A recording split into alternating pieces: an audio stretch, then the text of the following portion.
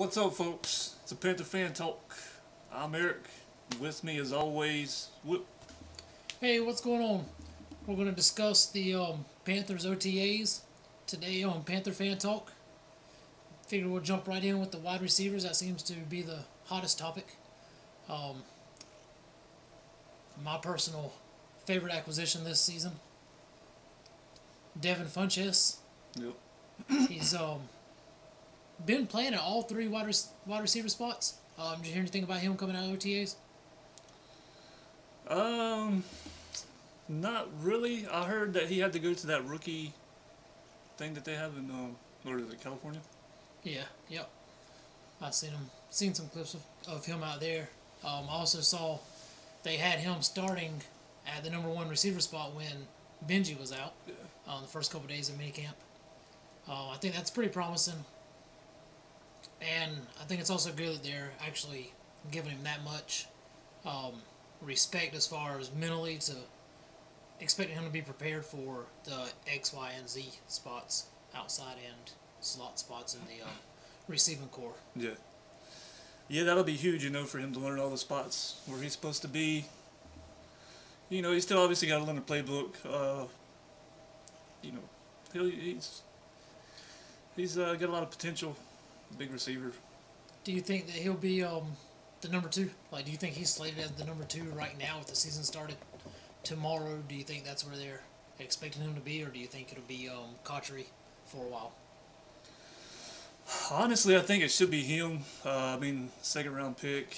They want to, obviously have him work out, but there's probably going to be some competition there. Obviously, if Cotchery looks better in, training camp, then yeah, I could see Cotchery starting over him, but that's right now. I think he's probably the number two. Yeah, I think he could lose the job, but I think it's his lose. I think they really want him to be the starter. Yep. And send out that massive duo of him and Benjamin.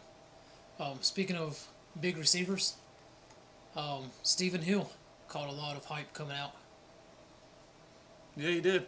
Everybody's talking about how good he looks, but let's remember one of the best training camp players ever to play in the NFL, I guess. That's our boy Amani Edwards, man. You remember how good everybody talked about how good he looked? So Let's kind of slow a roll about Stephen Hill here for a minute.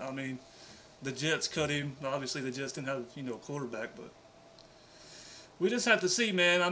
Honestly, I hope he works out. He's a big dude, super fast. I think he'd run like a 4.3. Like, he'd be a huge help if he can just, catch the ball, learn the routes.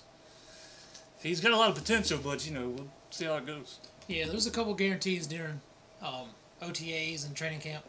And one of those is that Tom Sorensen and some other beat writers are going to overhype some receivers.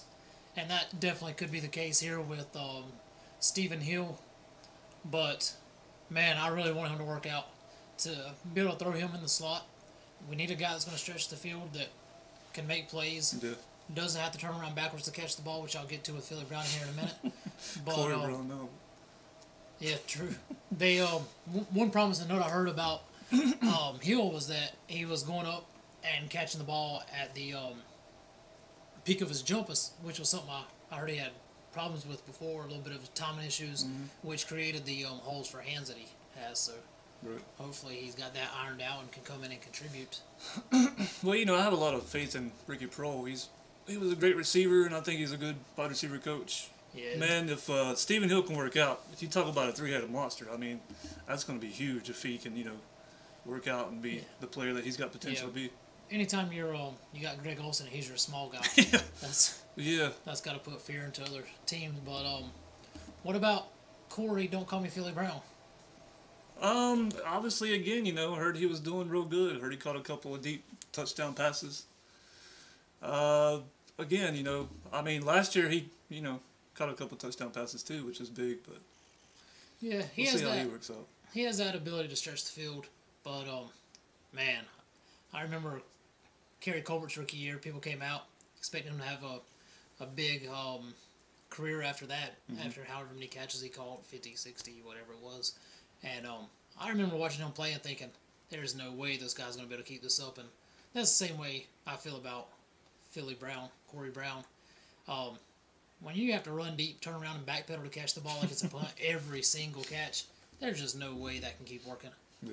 But hey, maybe he gets it ironed out. I know he said him and Cam seem to be on the same page, which I know we'll get to Cam later. But let's go to the defensive side of the ball. I know there was one name that stuck out in your mind. Yeah, that was Frank Alexander.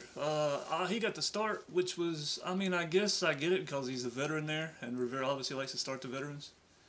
But let's not forget last year, I mean, he didn't play. Coney Ely played, and he actually played decent. And now Frank Alexander comes in OTAs, and he's starting. I mean, that's kind of crazy on my end, but, you know. Yeah, it seems very Rivera-ish. Guy missed 14 games because of suspension. Yep. Now, I know last training camp he was supposedly like training camp god, so maybe that has something to do with it. Coney Ely came on late. It wasn't like he put a full season together, but he was a rookie. Mm-hmm. But, I mean, you got a guy that played that good down the stretch, and another guy that many people don't even believe will make the team. Why would you start the guy that's likely not to even make the roster over a guy with that much potential? I guess because you're Riverboat. Just gamble. No, just throw your cards up there and see what lands. What a joke that guy can be at times.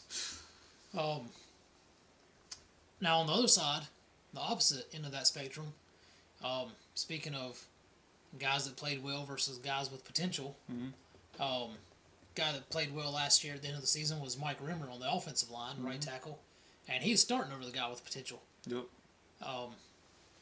Darryl Williams, as of now, do you think he holds that spot? I think that's going to be one of the biggest competitions in training camp to see who actually gets that spot, man. I think right tackle, we might be pretty set right there for a long time. Rimmer's obviously, like you said, he done good. Now we got a beast coming in Darryl Williams, who I think has a huge potential, man. He's just a big guy, real strong, and he's willing to, work hard. So pretty exciting to have, that competition going on. Yeah, was there anything you actually heard in particular from these OTAs that distanced one from the other, or they pretty much in the same deadlock they were going in? Honestly, I didn't really hear that much. I mean, I guess they're pretty much, as of right now, maybe about the same. Obviously, Rimmers gets the spot right now because, again, he was there last year, knows the playbook better. Right. As of right now, but yeah, that's big. You got to know the plays on offensive line as much as anywhere probably on the team, other than quarterback. You've got to know your side, their side, blitz pickups, everything. Which way the play is going, whatnot. But I did hear that Darryl Williams, in his time with the second unit, he looked fabulous. I heard Cam actually came out in the middle of the practice and complimented him, congratulated him while he was actually on the sideline. Cam was, and Darryl Williams was playing, so that was cool to hear.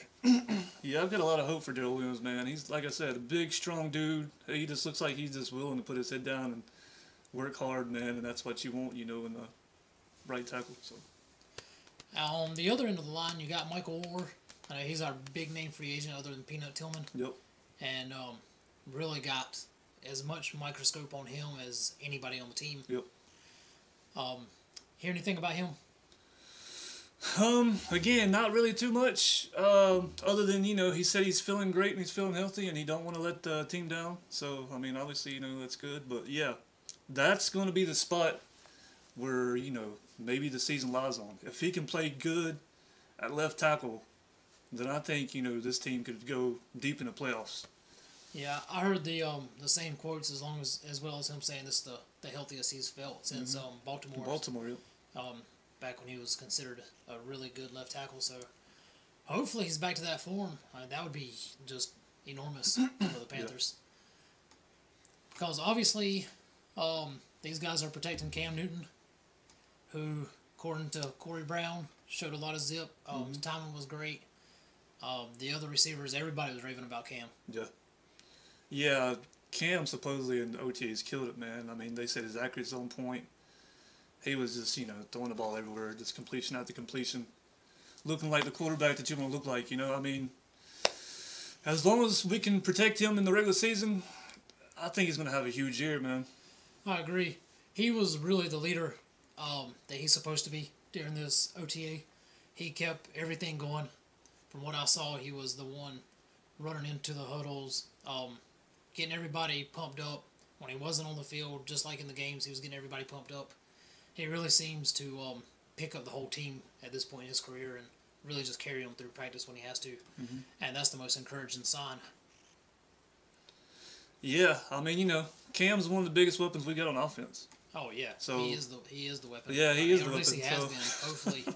Hopefully Funchess Benjamin can help out. Yeah, I mean, adding Funchess, who could be an amazing number 2 receiver with his speed and his route running, and you know, as long as his hands are good, then our offense is just going to be great, I think.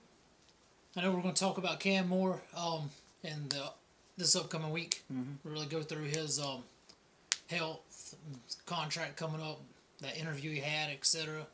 So we'll get to that then. But I guess that's all I have coming out of these OTAs. Was there anything else you wanted to talk about? Not really. Other than, you know, I think they said if Orr didn't work out, they might try your boy Jonathan Martin. I don't know. I mean, is it really that big a drop off? Maybe, maybe not. I mean, you know, the good thing is that they're going to be better than Bill, so we got that going. Yeah. Obviously, I just want to say, Michael Orr said, you know, left tackle was his spot. Well, that's where he wants to play. In Tennessee, they had him playing a lot of right tackle. He didn't like that. Yeah. I think that had a lot to do with maybe why he wasn't so good last year with that and the toe injury. Could be. But that's a good point. Yeah. So I guess that's it. That's it, man. You know, follow us on Twitter at Panther Fan Talk. Check us out pretty much every week right here. Sometimes multiple days a week. Panther Fan Talk. Thanks for watching. Thanks for commenting. Especially everyone that commented on our last video. Yeah. Aints Fan Talk. Yep. And we'll see you next time. Keep pounding, man.